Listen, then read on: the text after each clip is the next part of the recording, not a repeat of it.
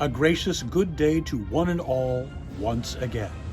'Tis I, Norton the First, by grace of God, Emperor of the United States and Protector of Mexico, back with you once again for episode number 60 of Emperor Norton's Fantastic History Vlog. Today is June 2nd, 2020, our 79th day under a shelter-in-place order here in San Francisco. You see, we're in a slightly different location than normal today. It's a gorgeous day. It's going to get into the high 70s, low 80s. There's no wind. So we thought we would come to you from the Imperial Gardens once again, but from a slightly different angle than we normally do. You can see a few items in the Imperial Bonsai collection today. Well, let's start off with our Bay Area item today, because today is National Rocky Road Day. Rocky Road ice cream. Many people don't know that this was actually invented in Oakland, California, but with two different local ice cream makers claiming its invention. The most popular story has its origin at Dreyer's Ice Cream, co-created by partners William Dreyer and Joseph Eddy. William Dreyer immigrated to the United States from Germany in 1906 and worked for various ice cream makers. In 1921, he won first prize in the Pacific Slope Dairy Show. I never miss it. And would teach ice cream courses at the University of California, Berkeley, as well as serving as an officer for the California Dairy Industries Association. In 1928, he would meet up with candy maker Joseph Eddy, and they opened an ice cream factory on Oakland's Grand Avenue in 1928. With the Great Depression striking in 1929, American ice cream consumption plummeted from 9 quarts per person annually to 5 quarts. Looking for a novelty to increase their sales, Dreyer concocted a recipe that combined chocolate ice cream with walnuts, later replaced with almonds, and marshmallow. Legend has it that Dreyer cut up the marshmallows with his wife's sewing scissors, as small marshmallows were not available yet. The partners dubbed their invention Rocky Road ice cream as a comment on the dark days of the Depression and the rocky road that led to recovery. Now, another Oakland institution, Fenton's Creamery, which is a wonderful spot as well, also lays claim to inventing Rocky Road ice cream, saying that owner George Farron took a candy bar which consisted of chocolate, walnuts, and marshmallow, chopped it up, and added it to the chocolate ice cream. However, Fenton's claim came after Dreyer's concoction became famous. Dreyer and Eddy ended their partnership in 1947, a year after William Dreyer's son, William Dreyer Jr., took the reins of the company. He sold the business to Al Wolf, Bob Boone, and Rick Kronk, all key officers in the company, in 1963, but would continue to play a role until his death in 1975. In 2003, Dreyer's Grand Ice Cream merged with the Nestle Ice Cream Company. There you go. Our other national day today, that's a tongue twister, is National Bubba Day. There you go. Our events from history today include 1835, P.T. Barnum and his circus began the first U.S. tour. 1863, Harriet Tubman, we've been talking about her a lot lately, leads Union guerrillas into Maryland freeing slaves. 1875, Alexander Graham Bell makes his first sound transmission. 1896, Marconi applies for a patent for the radio, accepted 2nd of July, 1897.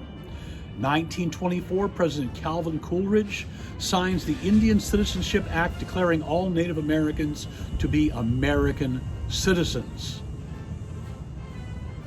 Okay, that doesn't sound quite right, but whatever. 1928, Kraft Company, building on the original 1918 design, rolls out Velveeta cheese.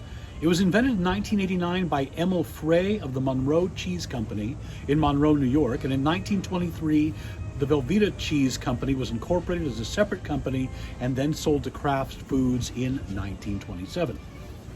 1933, President Franklin Delano Roosevelt authorizes the first swimming pool built inside the White House, where it would be until 1969, because to accommodate the growing number of reporters assigned to the White House, President Richard Nixon had the indoor swimming pool, which had been installed by the March of Dimes for Roosevelt, covered and turned into press offices and a lounge that could double as a briefing room.